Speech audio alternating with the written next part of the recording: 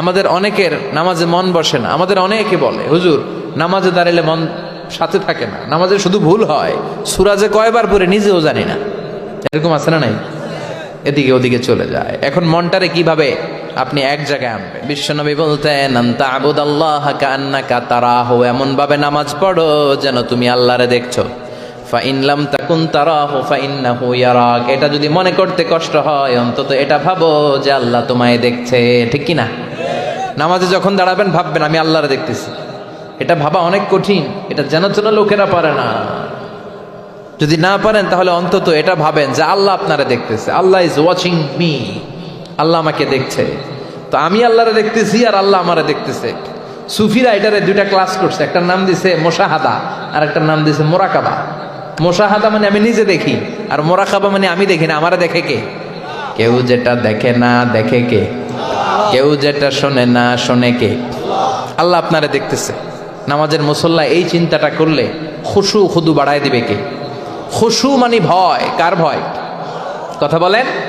যাদের হৃদয়ে আছে আল্লাহর ভয় তারা কভু পথ ভুলে যায় না।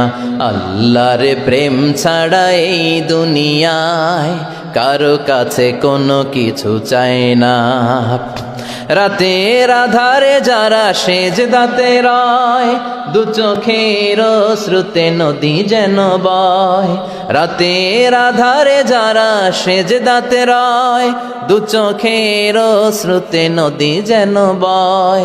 ছলনার হাতছানি যতই আসুক পেছনে ফিরেও সে তাকায় না। যাদের হৃদয়ে আছে আল্লাহর ভয় তারা কভু পথ ভুলে যায় না। আল্লাহর প্রেম ছাড়া এই দুনিয়ায় কারো কাছে কোনো কিছু চায় না, কারো কাছে কোনো কিছু চায় না। ঠিক কি না? খুশু মানে আল্লাহর ভয়। আল্লাহর ভয় নিয়ে যদি কেউ মুসল্লার মধ্যে নামাজের জন্য দাঁড়ায়, তার মন ডানে বায়ে কোনো দিকে যেতে পারে নাকি? কথা বলেন। তার নজরটা থাকবে তার সিজদার দিকে। বান্দা যখন সিজদা থেকে নজর ডানে নেয়, আল্লাহ বলে বান্দা ফিরে আয়। আবার যখন বাম দিকে নজর করে আল্লাহ ডাক দিয়ে বলে আকবিল ইয়া ইবাদি, আকবিল ফিরে আয়। আবার যখন উপরের দিকে তাকায় বলে ফিরে আয়। এরকম আছে না নাই? নামাজও পড়ে এমনি, নামাজও পড়ে আবার এমনি চায়, নামাজও পড়ে আবার ঘরের দিকে চায়। আছে না নাই? না, আল্লাহ বলে আকবিল, বান্দা ফিরে আয়, ফিরে আয়, তাকাবি তো সেজদার দিকে। তিনবার নজর ডানে বায়ে যখন ঘোরানো হলো, তিনবারও যখন নজর ফিরায় না, আল্লাহ তখন ডেকে বলে লা হাজাত আলী লা সলাতিক, এই নামাজের কোনো দরকার আমার নাই। যে আল্লাহর জন্য ওযু করলেন, সময় দিলেন, এতক্ষণ ধরে নামাজ পড়লেন, ওই আল্লাহ যদি বলে তোর নামাজের দরকার নাই, তো কারে দিলেন নামাজ? এজন্য নামাজের মধ্যে তাড়াহুড়ো করা যাবে? খুশু খুদু, খুশু মানে আল্লাহর ভয়। নামাজে যখন দাঁড়াবেন শুধু নিজেরাই মুসল্লি বানাবেন না, মনটারেও মুসল্লি বানাবেন। আমরা শুধু নিজেরা নামাজি হই, মনটারে নামাজি বানাই না। আমি ঠিকই আল্লাহু আকবার, মন চলে গেছে সৌদি আরব, মন চলে গেছে হিন্দি সিনেমার দিকে, মন চলে গেছে দোকানের দিকে, মন চলে গেছে ক্রিকেট খেলায়। আছে না নাই? উনি কিন্তু মুসল্লি, মসজিদে উনি কি মুসল্লি, উনি হাতে পায়ে একেবারে মুসল্লি, কিন্তু মনটারে মুসল্লি বানায় নাই। এজন্য মনটারেও নামাজি বানাতে হবে। আমরা বলি মনটারে কাজ দেন, মনটারে কখনো অলস বসে থাকতে দেয়া যায় না। আপনিও মুসল্লি হবেন, মনটারেও মুসল্লি বানাতে হবে, তা না হলে মন ডানে বায়ে ঘুরবে। মনের আরবি হচ্ছে কলব। কলব মানে যেটা নাড়াচাড়া করে। এটা এখন এদিকে, পরে ঢাকায়, এরপরে সৌদি আরব, এরপরে আমেরিকা। এটার পাসপোর্টও লাগে না, ভিসাও লাগে না, এটা খালি দৌড়ায়। ঠিক কিনা? এজন্য মনটারে নামাজি বানানোর দরকার আছে না নাই? এজন্য আল্লাহ বললেন কদ আফলাহাল মুমিনুনাল্লাযীনা হুম ফি সালাতিহিম খাশিউন। মুমিন বান্দাদের প্রথম গুণাবলী হলো মুমিন বান্দারা যখন নামাজে পড়ে মনটারে নিয়ে নামাজ পড়ে, নিজেও নামাজি মনটাও নামাজি। ঠিক কি না? আমাদের অনেকের নামাজে মন বসে না। আমাদের অনেকে বলে, হুজুর নামাজে দাঁড়ালে মন সাথে থাকে না, নামাজে শুধু ভুল হয়, সূরা যে কয়বার পড়ে নিজেও জানি না। এরকম আছে না নাই? এদিকে ওদিকে চলে যায়। এখন মনটারে কিভাবে আপনি এক জায়গায় আনবেন, কনসেন্ট্রেট করবেন কিভাবে? বিশ্বনবী একবার মসজিদে ঢুকে দেখলেন এক সাহাবী নামাজ পড়তেছে, আল্লাহু আকবার, নামাজের মধ্যে এরকম করতেছে। এরকম করে না অনেকে? নামাজে পরে দাড়িও টানে, দাড়িও চুলকে, আছে না নাই? নামাজ পরে জামাও সোজা করে, নামাজ পরে দাড়িও টানে। বিশ্বনবী বললেন লাউ খাশাআত কলবুহু লা খাশাআত জাওয়ারিহুহু, এর অন্তরে যদি আল্লাহর ভয় থাকতো তাহলে এর অঙ্গ প্রত্যঙ্গের মধ্যেও এই ভয়ের ইম্প্যাক্ট পড়তো। এই সাহাবীর অন্তরে আল্লাহর ভয় নাই, খুশু নাই, এজন্য হাতে পায়ের মধ্যেও খুশু নাই, হাত একবার এদিকে নড়ে আরেকবার ওদিকে নড়ে। আমাদের এরকম সমস্যা আছে না নাই?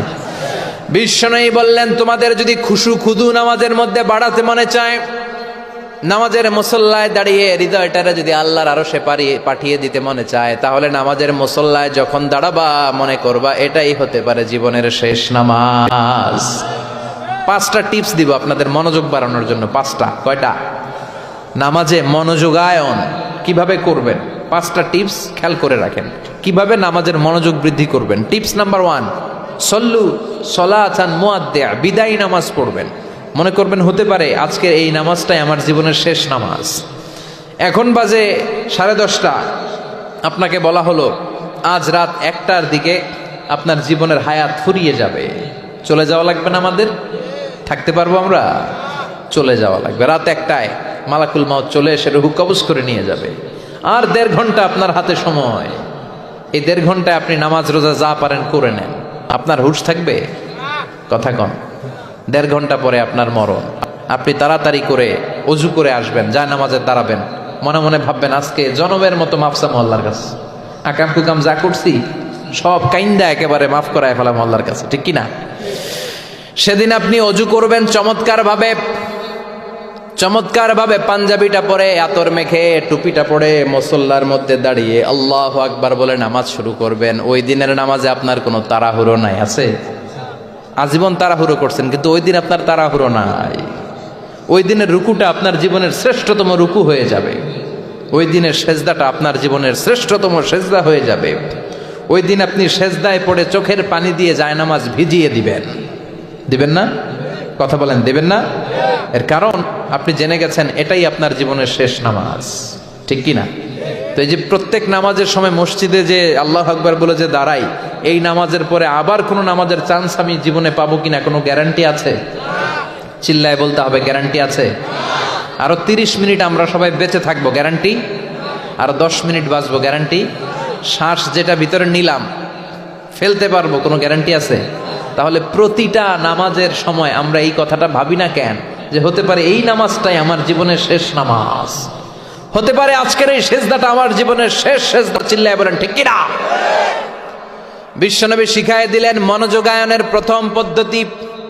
নামাজে মনোযোগ থাকে না, মনোযোগ যদি বাড়াতে চাও ভাবো এটাই হতে পারে জীবনের শেষ নামাজ। সল্লু সালাতান মুআদ্দি, perform the salah as if this is your last and final prayer. এমন ভাবে নামাজ পড়ো মনে করো এটাই হতে পারে জীবনের শেষ নামাজ।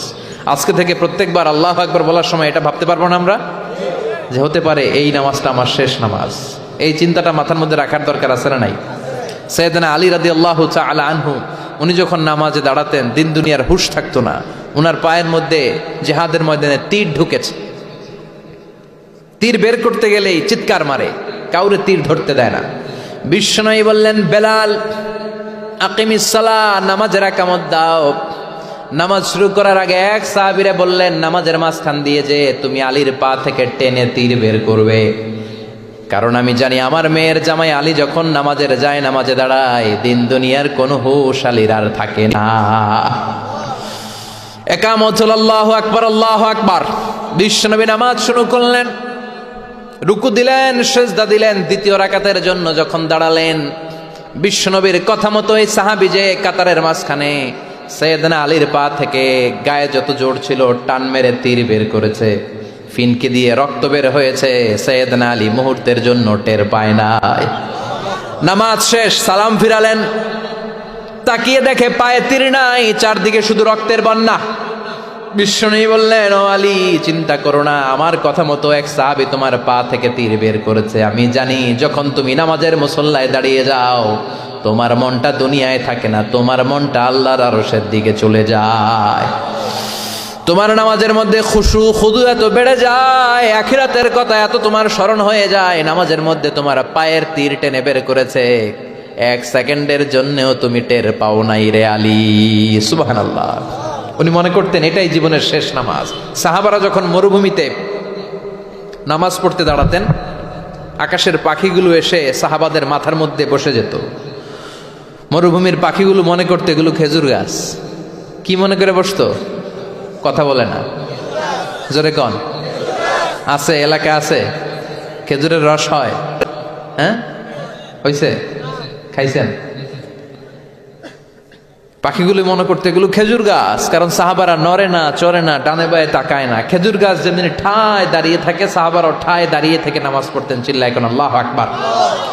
তাহলে মনোযোগ বৃদ্ধির 1 নাম্বার পদ্ধতি, মুসল্লায় যখন দাঁড়াবো ভাববো এটাই আমার জীবনের শেষ নামাজ, এরপরে হয়তো নামাজের সুযোগ নাও পেতে পারি, ঠিক কিনা? 2 নাম্বার পদ্ধতি হলো নামাজের মধ্যে আহকাম এবং আরকানগুলো ধীরস্থির ভাবে আদায় করতে হবে। তাড়াহুড়ো নামাজের মধ্যে করা যাবে না। আমাদের হানাফি মাযহাবে তা'দিলুল আরকান এটা ওয়াজিব। রুকুনগুলো আদায় করার সময় ধীরস্থির ভাবে আদায় করা, এটা হানাফি মাযহাবে কি ওয়াজিব? চিল্লায় বলেন, এটা কি ওয়াজিব? তরক করলে কি করতে হয়? হ্যাঁ, সহু সেজদা দিতে হয়। কিন্তু অন্যান্য মাযহাবে এটা ফরজ, এটা বাদ দিলে আপনার নামাজই হবে না, তাড়াহুড়ো করলে নামাজই হবে না। বিশ্বনবী দেখলেন মসজিদে নববীতে এক সাহাবী নামাজ পড়ে। নামাজ শেষে নবীর কাছে আসলে বিশ্বনবী বললেন, সল্লি ফাইন্নাকা লাম তুসল্লি, নামাজ পড়ো কারণ তোমার নামাজ হয় নাই। সাহাবী আবার বললেন, আবার আসলেন, বিশ্বনবী বললেন, সল্লি ফাইন্নাকা লাম তুসল্লি, নামাজ পড়ো তোমার নামাজ হয় নাই। সাহাবী আবার নামাজ পড়ে আবার নবীর কাছে আসলেন, বিশ্বনবী বললেন, সল্লি ফাইন্নাকা লাম তুসল্লি, নামাজ পড়ো নামাজ হয় নাই। এবার সাহাবী এসে বলে, ও নবী 3 বার পড়লাম, নামাজ আমার হয় না, এর চেয়ে ভালো নামাজ আমি পড়তে জানি না। বিশ্বনবী বললেন, তাহলে আসো আমি শিখাইয়া দেই। যখন নামাজে দাঁড়াবা ধীরস্থির ভাবে দাঁড়াবা, রুকুতে যখন যাবা পিঠটারে টান টান করে সোজা করে দিবা। বিশ্বনবী যখন রুকু দিতেন বিশ্বনবীর পিঠটা একেবারে স্ট্রেট ফরওয়ার্ড। সাহাবারা বলতেন বিশ্বনবীর রুকু দেওয়া পিঠের উপরে যদি পানি ভর্তি একটা গ্লাস রেখে দেওয়া হয়, পানিগুলা কাঁপবে না, গ্লাসটাও পড়বে না। সুবহানাল্লাহ। তার মানে বিশ্বনবীর রুকুর পিঠটা কেমন ছিল? Straight forward. বিশ্বনবী বলেন, রুকু থেকে দাঁড়াবা ধীরস্থির ভাবে দাঁড়াও, আবার সেজদায় গেলে ধীরস্থির ভাবে যাও। আমাদের দেশে অনেকে রুকু থেকে কোন রকম মাথাটা তুলে আবার সেজদায় দৌড় মারে, আছে না নাই? লক্ষ্মীপুরে নাই, এদিকেও আছে। 2 সেজদার মাঝখানে ধীরস্থির ভাবে বসা হচ্ছে ওয়াজিব। অনেকে এক সেজদা থেকে কোন রকম মাথাটা একটু উপরের দিকে উঠিয়ে আরেক সেজদায় মুরগির মতো ঠোকর মারে, এরকম তো এদিকে নাই না?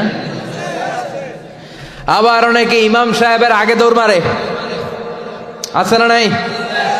ইমাম সাহেব সামি আল্লাহু লিমান হামিদা বলে দাঁড়াইছে, ওনার আর সহ্য হয় না, উনি আগে সেজদা দিবে, কিন্তু ইমামের আগেও যাইতে পারে না, মাঝখানে যাইয়া হ্যাং হয়ে থাকে, আছে না নাই? মোবাইল মাঝে মাঝে হ্যাং হয় না, মানে সামনেও যায় না পিছনেও যায় না। তো ওনারাও ইমামের আগে সেজদায় যাবে, তো ইমাম যাইতে পারে না, উনিও যেতে পারে না, মাঝ অবস্থায় যায় কি হয়? হ্যাং। হ্যাং হইবেন আপনারা? হ্যাং হওয়া যাবে না। তাহলে মনোযোগ বাড়ানোর 2 নাম্বার পদ্ধতি হচ্ছে কি করবেন? ধীরস্থির ভাবে। There is no rushing in salah, there is no hastiness in salah. নামাজের মধ্যে কোনো তাড়াহুড়ো নাই, তাড়াহুড়ো করলে এটা নামাজ হয় না। এমনকি নামাজের দিকে বিশ্বনবী তাড়াহুড়ো করে যেতেও নিষেধ করেছেন।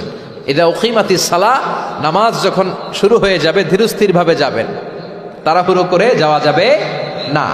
3 নাম্বার পদ্ধতি, জামাতে পড়বেন, তাহলে মনোযোগ বাড়ায় দিবে কে? বিশ্বনবী বলেন, সালাতুল জামাআত আফদলু সালাতাল ফাযদি বি27 দারাজা। একা একা নামাজ পড়লে যতটুকু সওয়াব হয়, জামাতে নামাজ পড়লে 27 গুণ বেশি সওয়াব হয়। জামাতে পড়ার দরকার আছে না নাই? জামাতে পড়লে আর মনোযোগ এদিক সেদিক যায় না। সবাই আল্লাহু আকবার, আমি আল্লাহু আকবার, সবাই আসসালামু আলাইকুম ওয়া রাহমাতুল্লাহ, আমি আসসালামু আলাইকুম ওয়া রাহমাতুল্লাহ। মন আমার এদিক সেদিক যাওয়ার সুযোগ আছে? কম, ঠিক কিনা? 4 নাম্বার, নামাজে যা বলেন অর্থ বোঝার চেষ্টা করেন।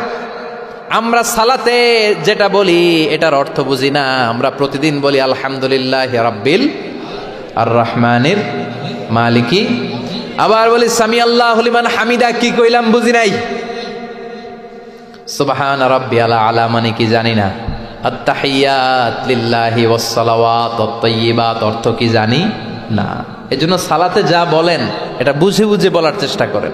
অ্যাট লিস্ট সালাতে যেটা আপনি পড়েন এটার অর্থটা শিখার চেষ্টা করেন, তাহলে বললে হৃদয়ের মধ্যে টাচ লাগবে, অন্তরে দরদ লাগবে, চিৎকার করে বলেন ঠিক কিনা। 5 নাম্বার পদ্ধতি, নামাজের মধ্যে যে সুন্নাতগুলো আছে সুন্নাতগুলো আদায় করবেন, তাহলে নামাজের মধ্যে মনোযোগ বাড়ায়া দিবে কে? হাত তোলা সুন্নাত তোলেন, রফউল ইয়াদাইন যদি করেন, অভ্যাস যদি থাকে, বারবার হাত তোলা তুলেন, প্রতিবার তুললে 10টা করে সওয়াব।